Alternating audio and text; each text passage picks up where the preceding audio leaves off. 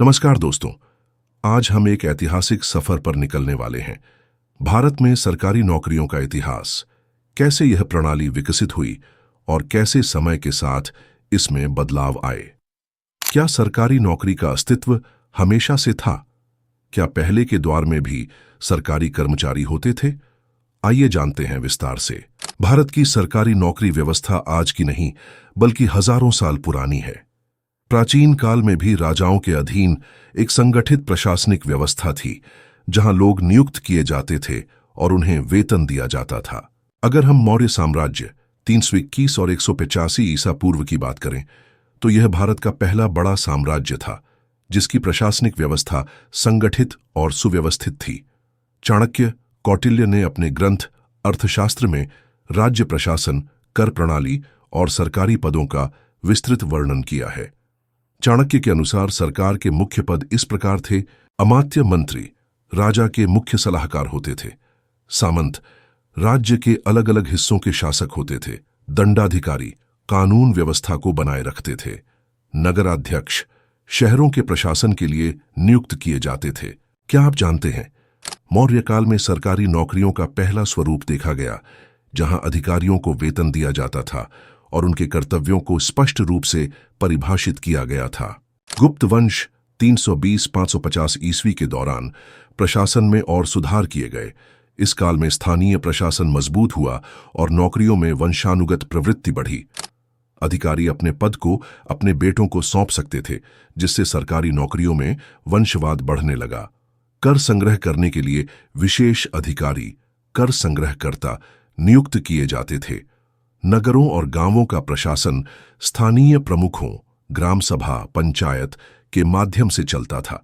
आज की सरकारी नौकरियों में भी ग्राम पंचायत और स्थानीय निकाय प्रशासन का जो स्वरूप है, उसकी जड़ें गुप्त काल में देखी जा सकती हैं।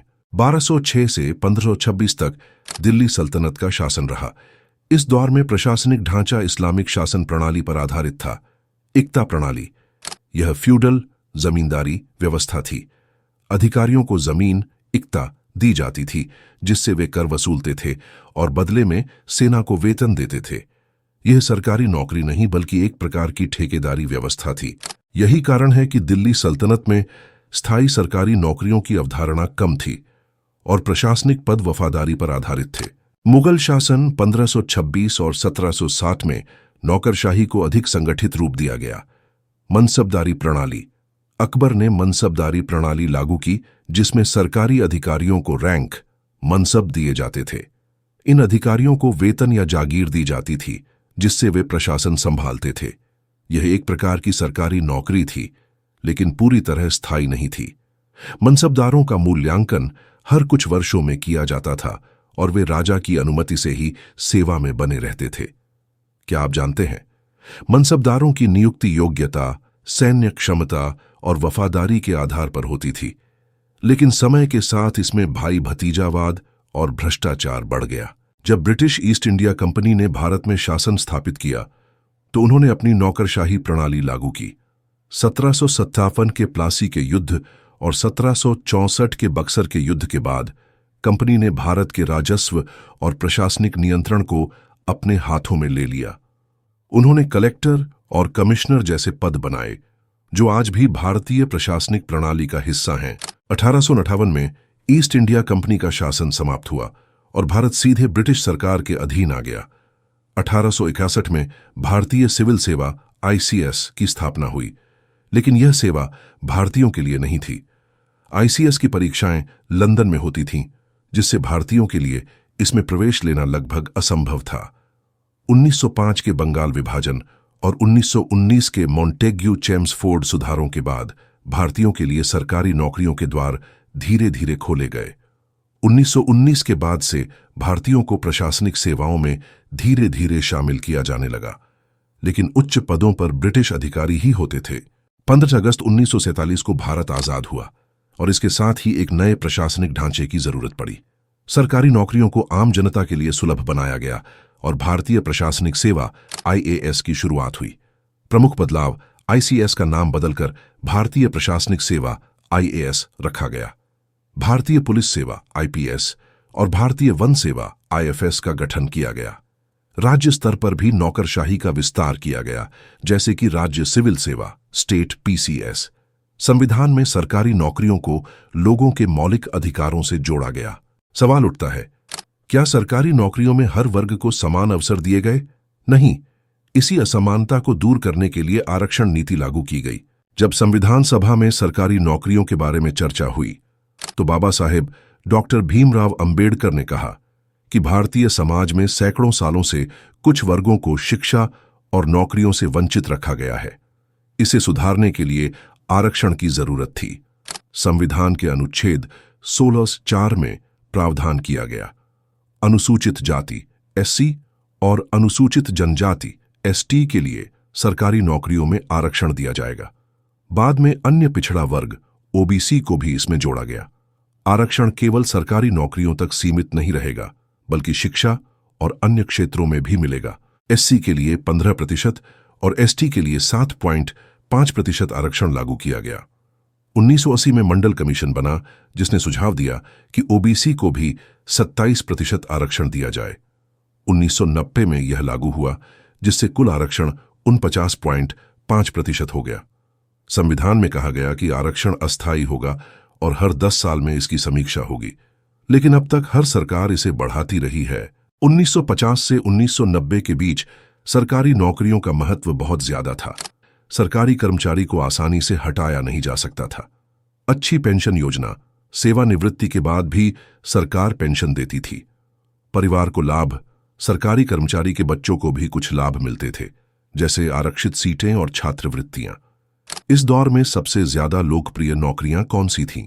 आईएएस, भारतीय प्रशासनिक सेवा, आईपीएस, भारतीय पुलिस सेवा, आईएफएस, भारतीय विदेश सेवा, रेलवे, बैंक और डाक विभाग की नौकरियां। 1991 में भारत ने आर्थिक उदारीकरण किया और निजी क्षेत्र को बढ़ावा दिया गया। इससे सरकारी नौकरियों का महत्व कम होने लगा और निजी क्षेत्र में अवसर बढ़े। सरकारी नौकरियों पर प्रभाव, नौकरियों की संख्या घटी। पहले सरकार हर साल लाखों नौकरियां निकालती थी, लेकिन 1991 के बाद सरकारी नौकरियों की संख्या घटने लगी। निजीकरण हुआ, सरकारी कंपनियों को निजी कंपनियों को बेच दिया गया, जिससे पीएसयू सार्वजनिक उपक्रम की नौकरियां घटीं। नौकरी स्थिरता पर असर, पहले सरकारी नौकरी 100% स्थिर मानी जाती थी, लेकिन अब अनुबंध आधारित कॉन्ट्रैक्ट बेस्ड नौकरियां बढ़ने लगीं। आज भी सरकारी नौकरियों में भारी प्रतिस्पर्धा क्यों है?